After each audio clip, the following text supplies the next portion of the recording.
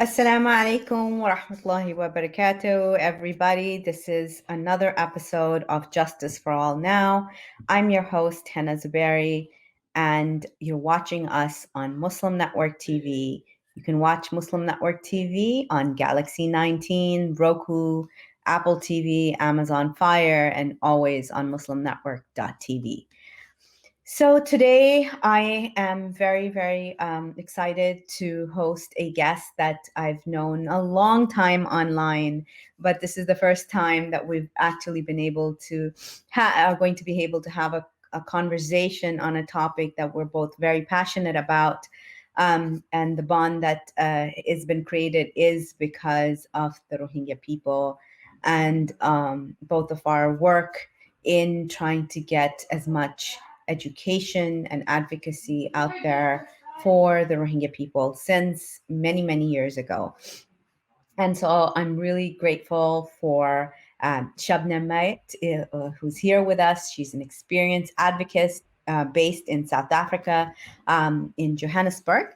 And she's a skilled researcher, strategist, and advises on international human rights related issues.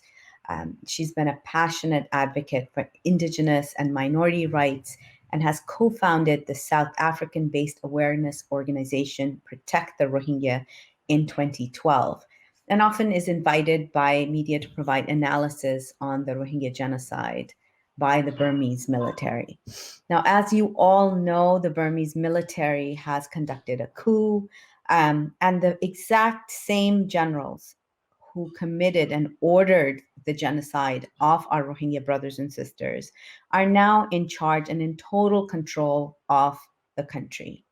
There are many nuances and analysis that we could do for ages on what was this coming, the election that happened. We had been pushing for a fair and free election. The United States has a big stake in the establishment of democracy, quote unquote, in Burma. And a lot of people do ask us this question too: why do we insist on calling it Burma when the rest of the world has moved on and calls it Myanmar? So first thing first, the Rohingya people call it Burma. They do not accept the terminology Myanmar because they believe that's a military imposed term. It essentially means the same thing. And also the United States government has also not officially accepted that terminology. And the US government still in its papers calls it Burma. So welcome, Shabnam. Thank you so much for being here. And so I wanted to force the audience to know more about your work with Protect Rohingya. When did you all start, and what has the journey been like? And then we'll get into a discussion of what is happening here in the United States and in South Africa. Okay. Well, assalamu alaikum to you and to your audience. Thank you very much for that kind introduction and for having me on the show today. Protect the Rohingya began in 2012 as a response to us, watching the news and seeing that this group was being persecuted and we had never even heard their name before. So a group of friends decided we're going to start with an online presence, and from there slowly we began to host Rohingya brothers coming into the country on tours and screenings. And we have something that's been running since 2013, and it's a social media campaign called #BlackForRohingya.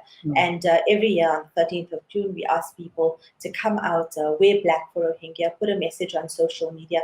And alhamdulillah, as the years have gone, the campaign has really grown.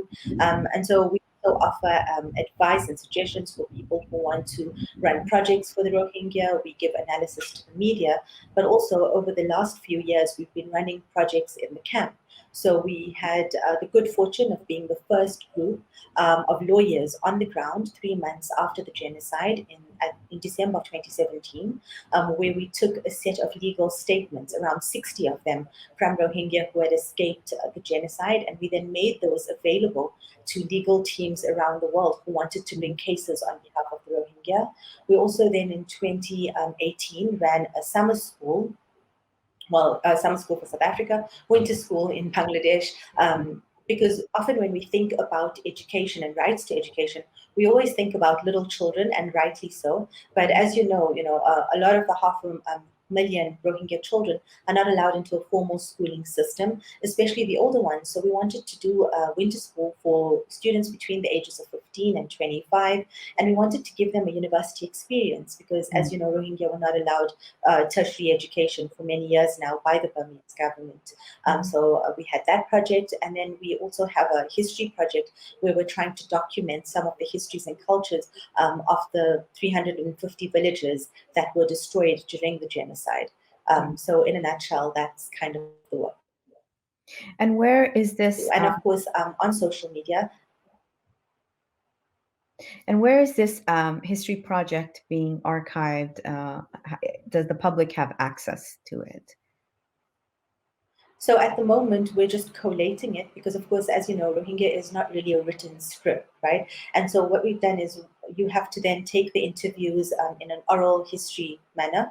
And so we have young volunteers in camp who then go to the elders from various villages. Of course, a lot of the elders have been killed, and they document. They ask them a set of questions that we've worked on, and then they document the answers to those and then translate them into English. And inshallah, by the middle of this year, we want to put it up online and make it available so that Rohingya from all over the world can add information about their villages. And so future generations of Rohingya, even though those 350 villages were destroyed, some of them have 600-year-old masjids in them, they'll be able to know where they came from and what were the stories of their villages and the well-known people of their villages and the songs and the stories their grandparents told in those villages, inshallah.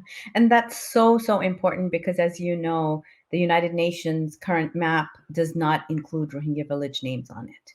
And this is something that, we've advocated for that push, and it's terrible. It's a terrible, so if they even were repatriated, where would they go back to? Those village names have been erased and bulldozed.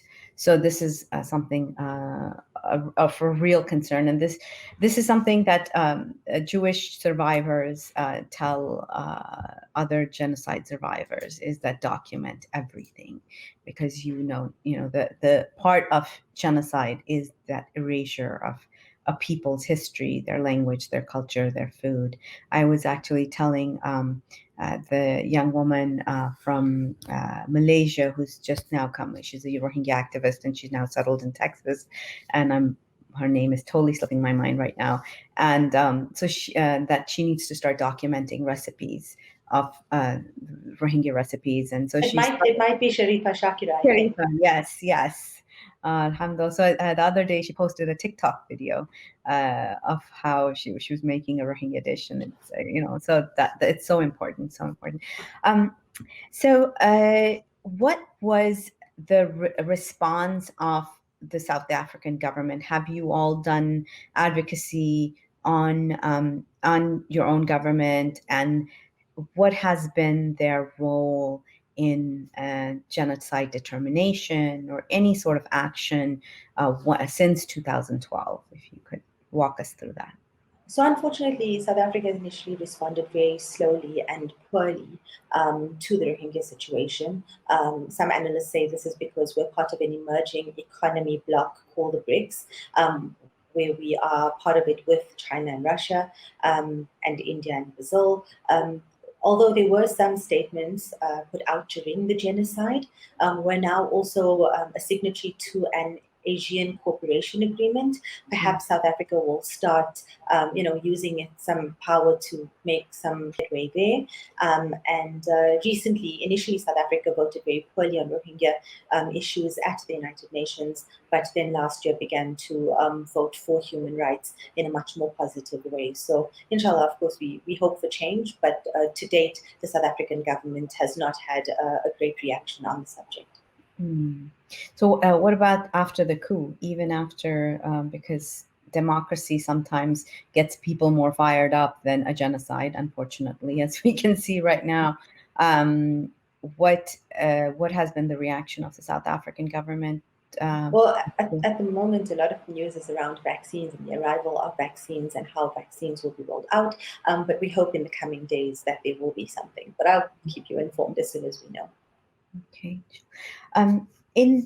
in other parts of Africa, where have you seen a positive response to the Rohingya people, aside from the amazing country of Gambia, who has taken the case to the ICJ? What else can you share from that part of the world? Well, I guess Muslim countries have made statements in the past, but of course, no one has done anything anywhere near Gambia. And of course, we are so proud that Gambia is an African country bringing this matter to the ICJ. It's incredible. And of course, the Attorney General, Mr. Tambadou, has really been a hero for all of us and made us really proud as Africans. Yes, and that's something that we wanted to share, was that he has been, we made several efforts on this, and he's being nominated for the Nobel Peace Prize. So several professors and organizations and whoever can make those nominations across the world have nominated him. And so this is not news yet, but we hope that this will make better news than Trump's son-in-law, Jared Kushner. That made news, and so Tambadou's nomination hasn't, which is just the sad state of affairs that we're in. So from our end, I'd like to share with our audience and with you, Shabnam, as well, that today the Biden administration launched a new sanctions regime in response to the Burmese military coup. Now, sanctions is something that we've been pushing for, especially as the Burma Task Force, for the past since 2012, and since in 2016, when Obama lifted those sanctions in order to ease the way for Aung San Suu Kyi. We decried that as a humongous mistake, and we, what has happened right now is pathetic. It is pathetic. And we absolutely believe the way the US government treated Burma and the military there, and the lifting of the sanctions and trusting them to take measures that should not have been trusted with. People have to understand this is not a regular military. This is one of the only militaries in the world that can fund themselves. They're not funded by the civilian government. Majority of the businesses in the region are owned by this military. And so if you'd like to comment on that, and then I'll go on with what the Treasury has put out. So, of course, the military conglomerates have amassed a fortune, and they have their hand in everything from gems to communication to cellular networks to infrastructure, real estate. And so the one way is definitely targeted sanctions of the military, because over the years, more than 50 years that they were in control of the country, they amassed a huge amount of assets. And I mean, just today, the US said that they have an estimated $1 billion worth of assets sitting in the US. And that's just one country, not even, their own country. And so definitely targeted sanctions is the way to go. And also, it's very important to ask, when you're sending aid to Myanmar, where is that aid going? Because a week before this coup, just a few days before this coup, around $350 million was made available by the IMF for COVID relief to the Burmese military unconditionally. And it was a very quick handover. It didn't even come in bits and pieces. And I think, if I'm not mistaken, around a large amount of that, a large percent of that was, money that the US gives to the IMF. So it's very important to always follow the money trail and ask, where's this money coming from? Because what you're doing when you're training the military, when you're buying, when you're buying arms, and when you're giving money to aid in the country, is you're literally rewarding the military for bad behavior. Exactly, and this is where we're getting a lot of pushback from, especially a lot of allies on the left, on what sanctions mean. And sanctions here mean very different from what sanctions mean in other countries, because of what exactly what you said, the force of the military and the influence that they have in that society, that no one can do business without, unless they're doing business with the military. So it really has to, their sources of income really have to be impacted. Especially, okay, let's take a look at what the Biden administration is saying in response. So giving just a little bit of background for those of you who might be tuning in right now and may not know what is going on in Burma.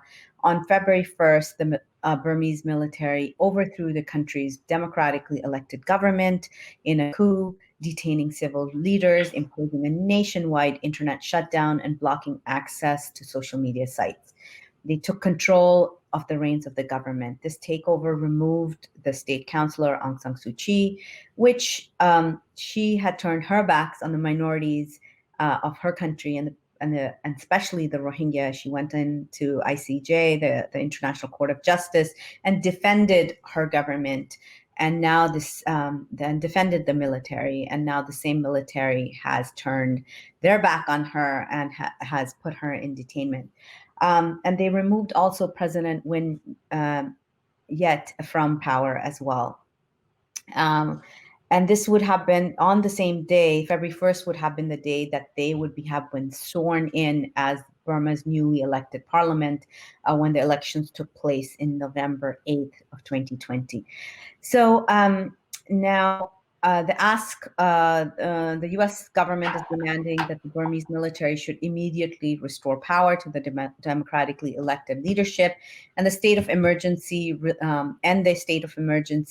release all those who are unjustly detained and respect human rights and the rule of law. What has been missing from this rhetoric is the genocide. This is very concerning for many, many of us, because this is the exact military that has been the perpetrators of this genocide. This is the same military that has been attacking and oppressing minorities in the north, the Karen, the Kachin, the Shin. And so for them to just take that focus and this whole focus on democracy, like in any way during the reign of Aung San Suu Kyi, the oppression against minorities in that country had been decreased in any way. So this is something that I'd want to discuss in detail with you, Shabnam. But just to give a little bit of detail of who all has been a part of the Treasury, has designated 10 current and former military officials responsible for the coup. And 6 of these are part of the National Defense and Security Council and were directly involved in the coup. So the commander-in-chief, the deputy commander-in-chief, the first vice president, and several lieutenant generals. But what is missing, so they have also sanctioned the Myanmar Ruby Enterprise, the Myanmar Imperial Jade Company, and the Gem Kansri, which is one of the largest gems exporters, gems and jewelry company in Myanmar. So as a result of today's actions, what we'll see that all properties and interest in property of the individuals and entities that have been named, that are owned, that are in the United States or in the possession or in the United States will be basically taken over by the US government. So what is your reaction to hearing that news, Shabnam?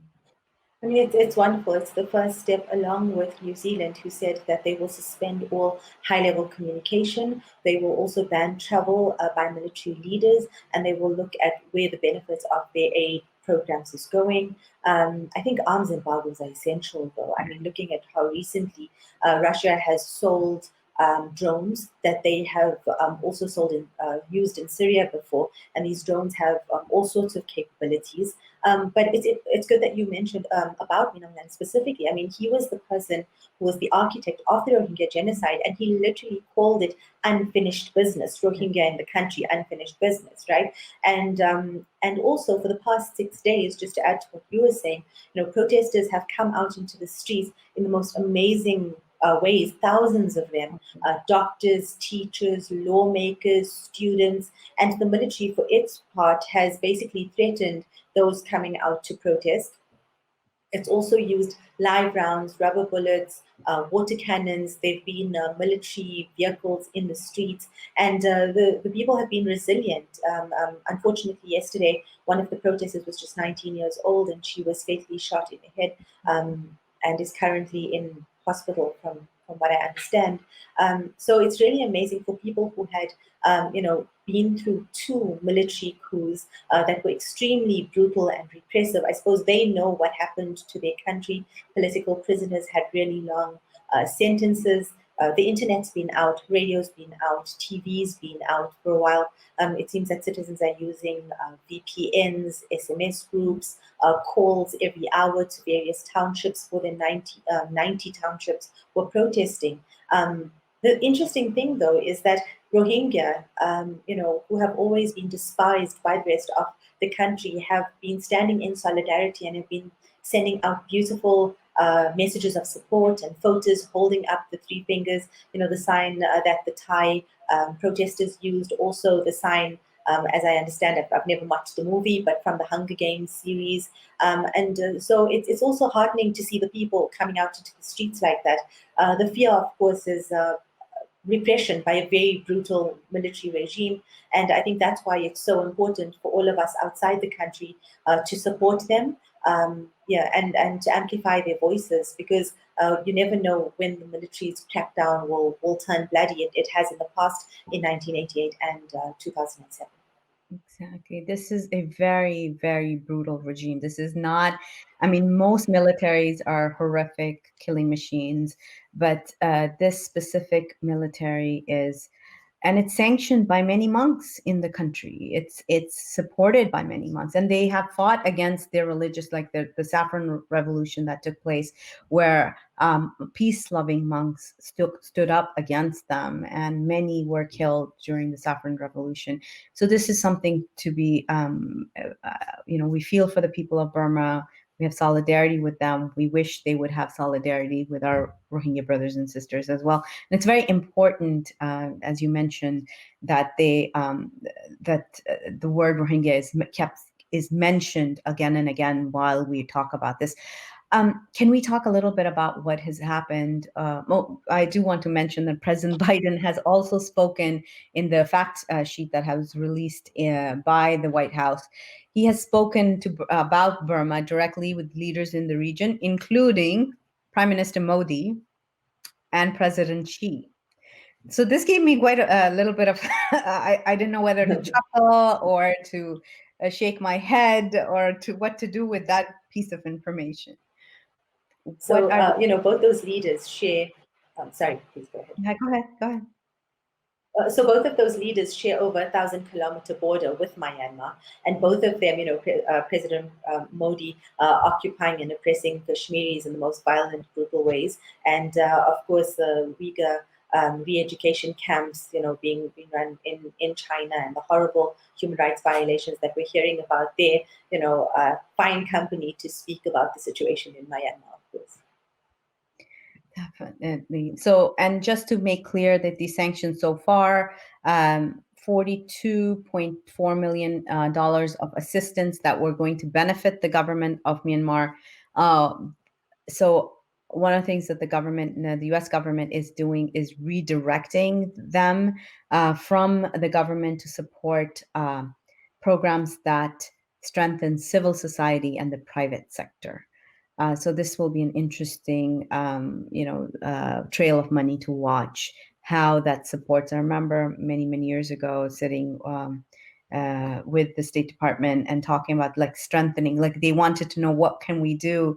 And one of the things that we're seeing is the Gen Z out on the streets and so social media savvy and so not willing to take what the military is dishing out to them. And this is something I don't think the military was expecting. This is a totally new breed of young people who are not taking it sitting down. So this is very exciting to watch. Shabnam, can you comment on what is happening? So the UN session just happened. On the special session on Myanmar just took place. So can you comment and let us know what has happened, what transpired? So the special session, there's a resolution that the UK put forward a few other countries. It's looking like 14 or 19 of the 40 something countries are supporting this motion. Russia and China, of course, concerned that the votes were virtual. I haven't seen more just as yet. I think that the idea here, or the thing that we need to push, of course, is the ICC referral. I mean, this is really important, and I think an arms embargo. These should be the main focuses. It's absolutely. So India, Russia, Israel, all three are large suppliers of arms to the Burmese military. And so this is an arms embargo is absolute necessary. I was just at a rally on Saturday with in solidarity with the Karen people, and that was one of their asks as well, was the referral to ICC. Can you explain, as a international human rights lawyer, how would that function? What would need to happen? So, the EU as well has the sell arms related, they're basically calling it, I think it's called something like anything but arms. And the whole idea is positive relationships with countries who are developing if they have good human rights protocols. And so the whole idea is we don't want to be selling arms to countries that are perpetrating genocide, right, at its most base level. And Israel has done that in the past. We know China, India, Russia. I think there've been drones from Jordan recently. And it's a huge problem because you know that you are selling arms to a country that is then going to be using them on a civilian population to perpetrate a genocide or to inflict military brutality. And, of course, we know that internationally arms is huge trade and big money. But then when we want to talk about human rights, we have to be able to put our money where our mouth is. Mm-hmm. And what would a referral to the ICC take? Who can refer someone to the ICC? If, for the sake of our audience, if you could explain that. So there have been cases at the ICC which are being brought by various groups which are looking at specific individuals and targeting those specific individuals. So like Mengang, like military generals, different to the ICJ matter, of course, where here is only states bringing claims. And it's going to be interesting because people have actually been analyzing about whether this whole coup will have an effect on the case at the ICJ. But we have to remember that when we're looking at the ICJ, a state, is going up against another state. And so regardless of whether the NLD is in charge of the country or the generals are in charge of the country, the matter continues. However, Myanmar has brought two objections recently. As you know, there are provisional measures put in place where they have to report every 6 months about what they've done to protect the Rohingya and preserve evidence. And what they've said now is that they are objecting on the basis of could Gambia actually bring this matter? And there was one other ground, the jurisdictional ground. Because they are not a party, I suppose. And so all of the objections have not been made public. But now Gambia will have an opportunity until around the 20th of May to reply to the objections that have been put forward. Exactly. And as so part of Burma Task Force work, we have been following how they have been complying with the orders of the ICJ, and I can tell you they're miserably failing, and obviously with this coup. Now, but they did bring it at, from what I understand, at the United Nations, they did bring in the repatriation of the Rohingya people as a condition. Can you explain that to us further? Okay, so basically, what has been happening with the repatriation is that suddenly, Minong, one of the things he said was he would bring back the displaced people in Bangladesh. Of course, not referring to the Rohingya by name, but recently, some articles have been saying that military commanders have been going around Rohingya villages, and they gave something like, if I'm not mistaken, $350 to a mosque and some food in Mingala. Of course, this is a famous place because in 2012, during the riots and the violence against the Rohingya, 130,000 Rohingya were forced into concentration camp-like conditions where they still remain up until today. And all of a sudden, the military is making a round, speaking to Rohingya leaders just this week. I mean, it sounds pretty strange.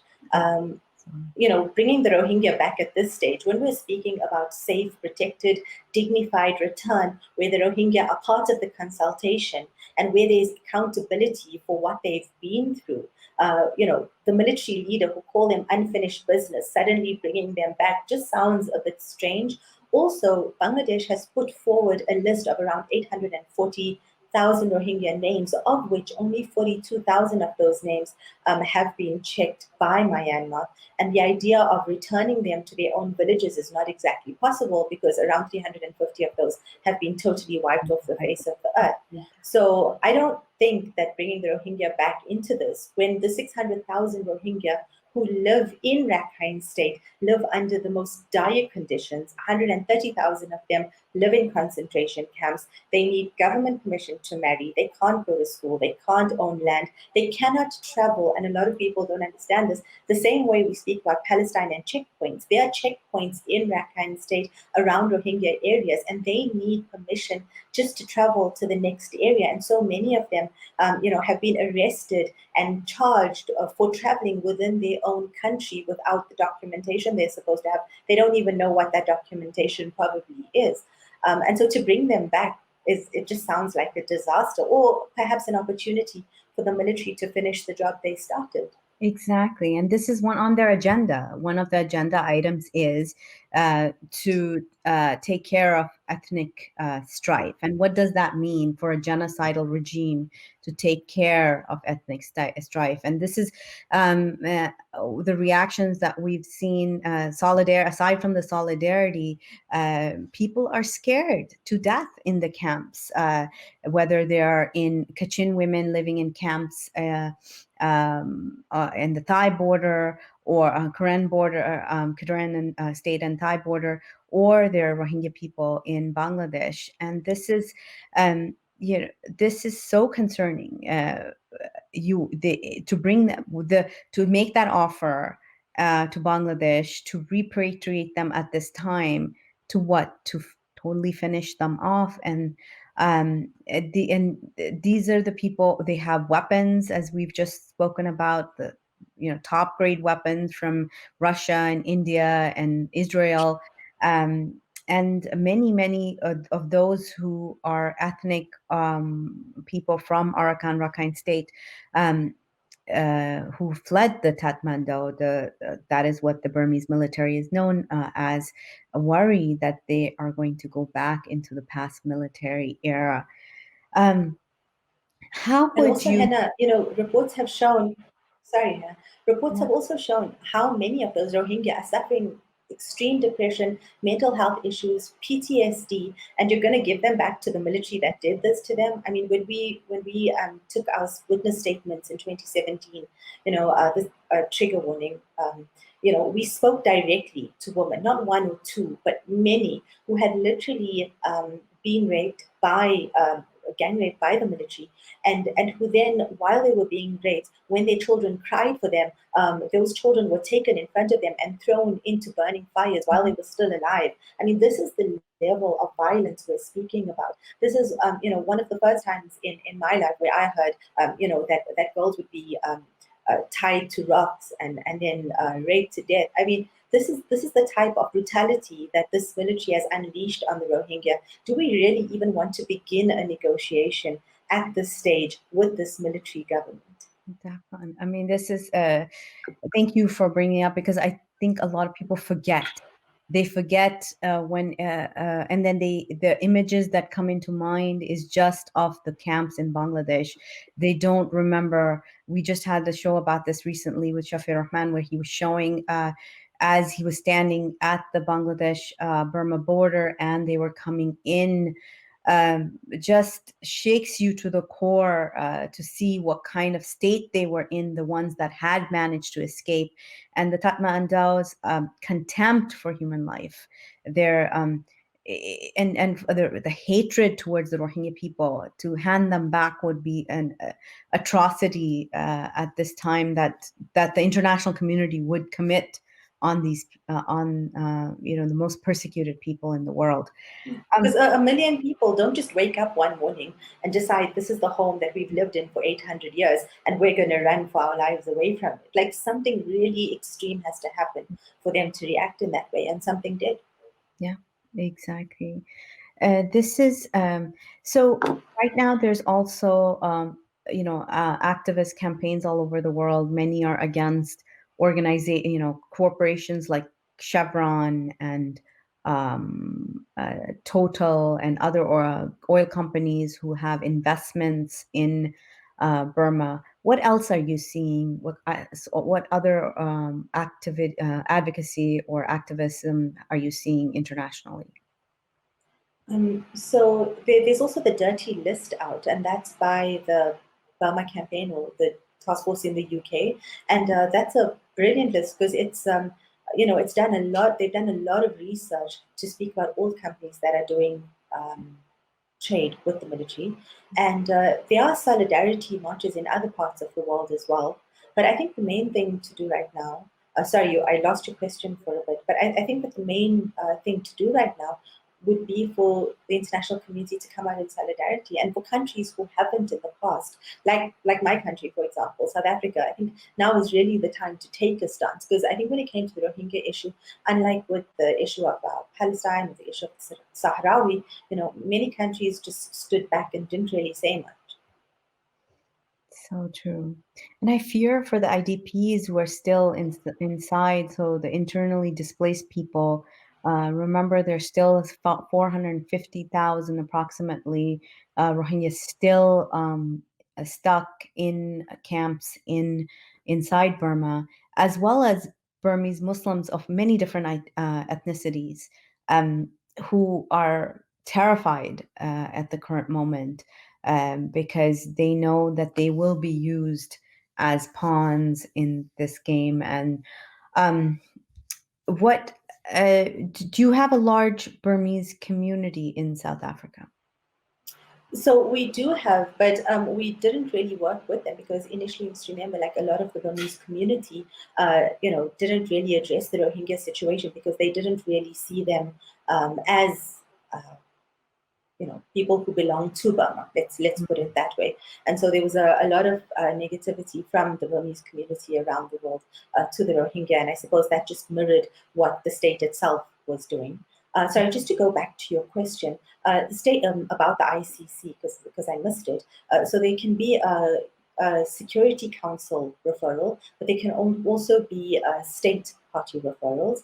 But also the other mechanism we have, because we're always waiting for the UN, the ICC, or the ICJ, countries who have ratified the Rome Statute and made it law in their own countries, or countries who depend on universal jurisdiction, can bring matters in their own courts, because a lot of countries, agree. The law is basically, when we look at the Genocide Convention, certain crimes are so vile, that they're the problem of countries everywhere.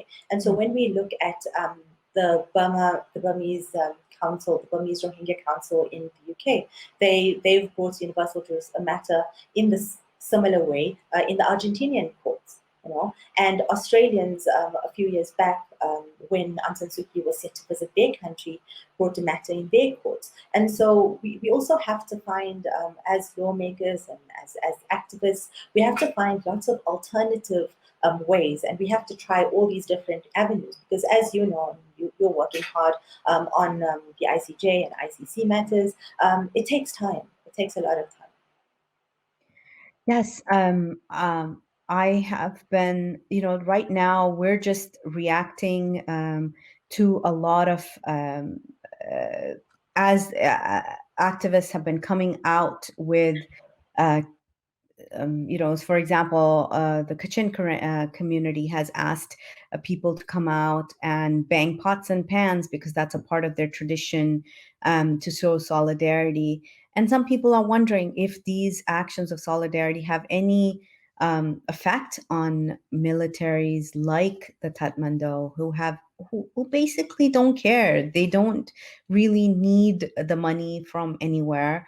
They have strong partners like China to support them. They've grown their ties with China in many, many ways. And ASEAN countries around have also been sort of meh about what they have done, even post the genocide.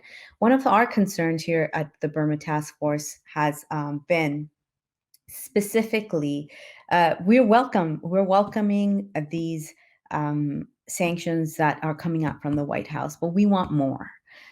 We welcome them. This is a great first step, especially after the lackluster. Mitch McConnell has been blocking every effort to be made to pass any of these sanctions for the past 4 years. Imagine if we passed them 4 years ago. And now, when his personal friend Aung San Suu Kyi has been put behind bars, now he's consulting with the Biden administration and has been really for these sanctions. And this just reeks of the hypocrisy that some of our leaders here in the United States exhibit. Well, our demand has been that formally, number one, determine that the Burmese military has committed genocide against the Rohingya people. This is absolutely imperative for the United States to do so. The House has passed a resolution on this. We need the State Department to officially, the State Department report that was conducted 2 years ago was the most scientifically proven report of this. I mean, just an absolute gem of a report done on this genocide.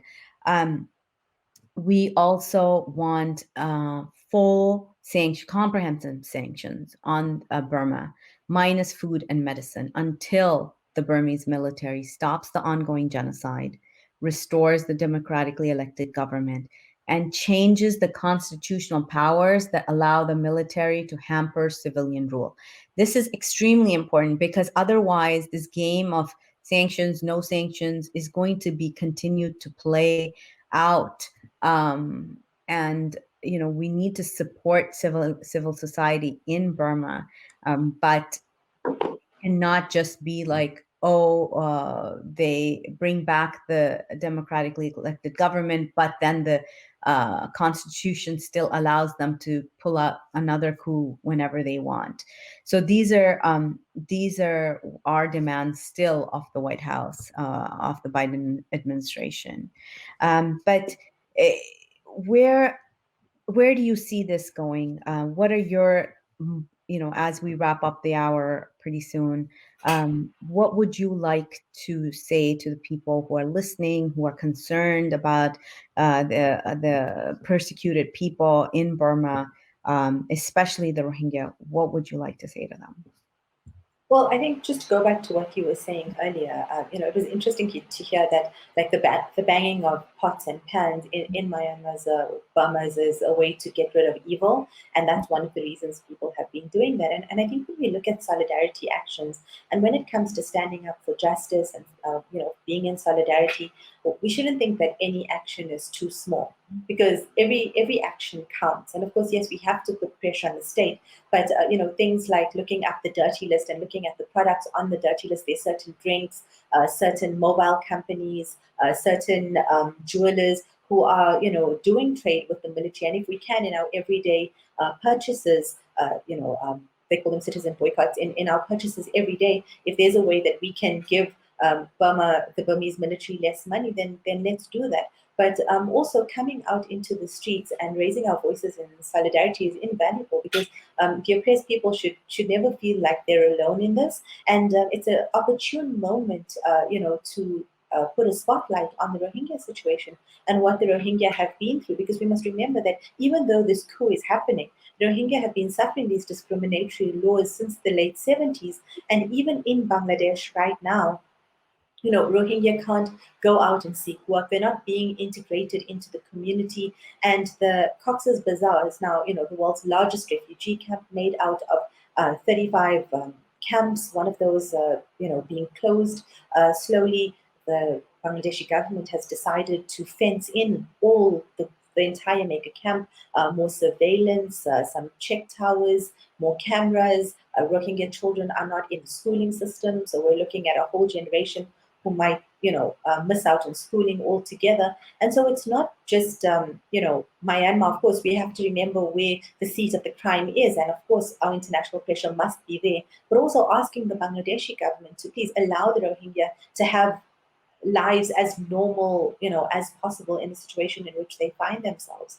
And when we speak about that, we can't ignore Basanchar and the fact that this island that they want to move the Rohingya to, is an island that is flood prone. It's 3 hours away by boat.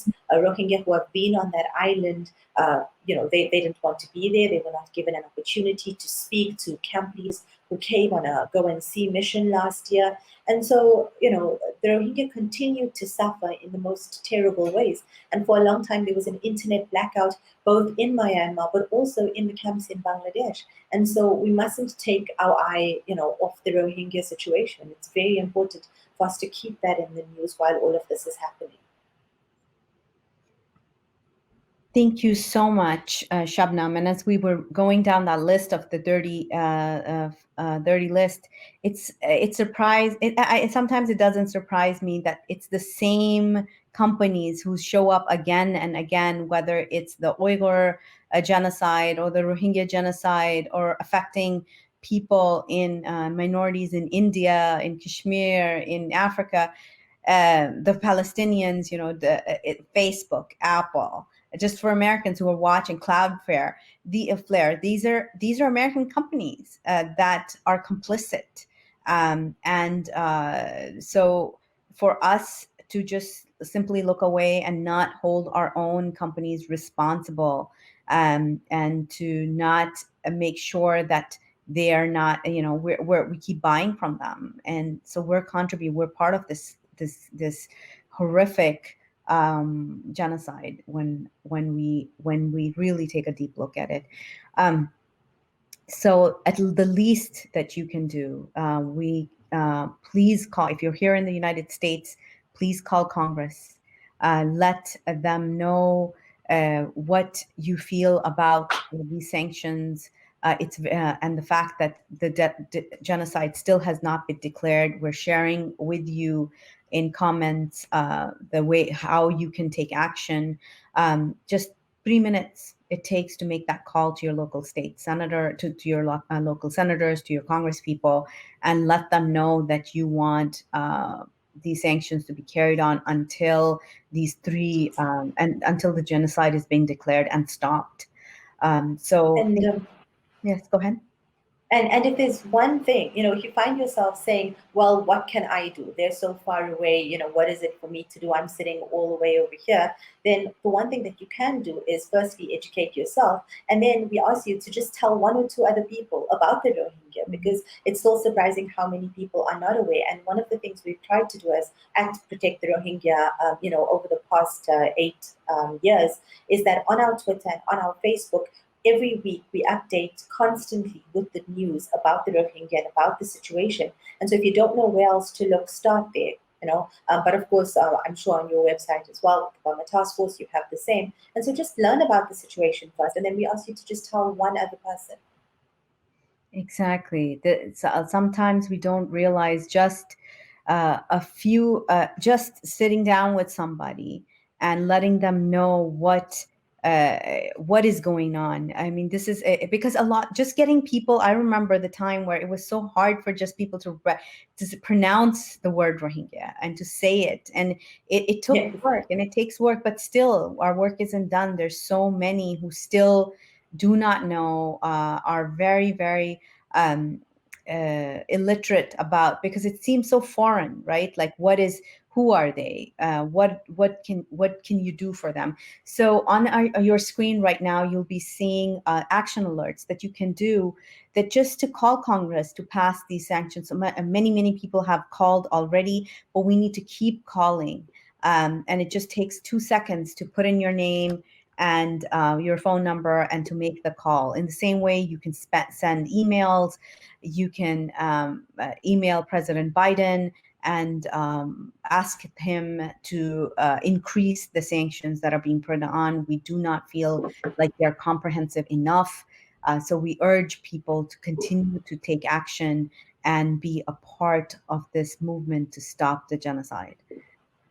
Thank you so much, Shabnam, for being here and for your work. And really, while this entire thing was going on, we were too busy writing statements and, putting memos together and all of that. So I was so grateful for the Protect the Rohingya Twitter handle, because it was keeping me, I was like, okay, I can depend on them to keep me updated when I'm too busy to be on Twitter. But thank you so much for it's like education, awareness, and then actually doing the work on the ground. We look forward to seeing the compilation of the history, the Rohingya histories of the villages.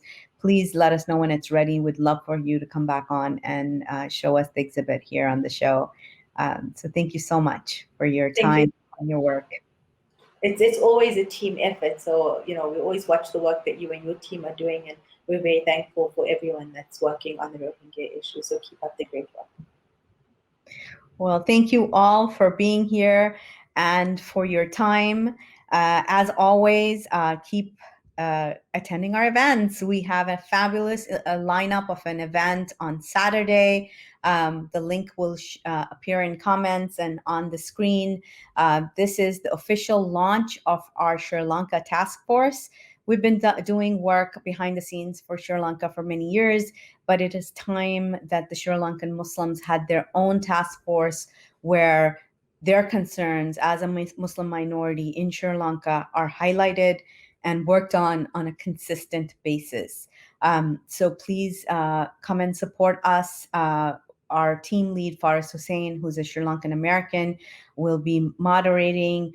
We have Linda Sarsour, as well as Shireen Sarur from Sri Lanka, human rights activist from Sri Lanka, who will be joining us, led by Imam Abdul Malik Mujahid, and the Minister of Parliament from Canada, Salma Zahid. So, oh yes, and I cannot forget Muslim Council of Britain's first woman president-elect, I believe she is. Really excited to host her on a Justice for All program. So do tune in February 13th, Saturday at 7:30 p.m. Eastern, 6:30 p.m. Pacific. So see you then. Assalamu alaikum.